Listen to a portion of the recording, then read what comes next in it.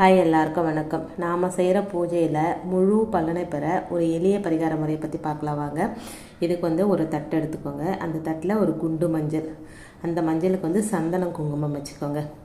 இது எதுக்கு அப்படின்னா, நாம் கடவுளை நினச்சி பூஜை அறையில் பூஜை செய்யும்போது அந்த பூஜையில் எந்த ஒரு குறையும் இருக்கக்கூடாது.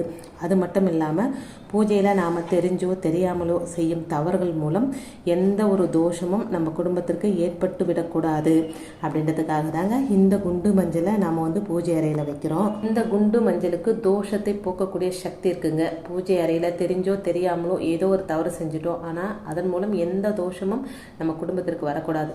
உதாரணத்துக்கு சாமிக்கு போட அவசரமாக வாசம் நிறைந்த பூ கிடைக்கல, வெத்தலை பாக்கு கிடைக்கல அப்படின்ற பட்சத்தில் ஒரு குண்டு மஞ்சள் உங்கள் பூஜை அறையில் இருந்தாலே போதுங்க.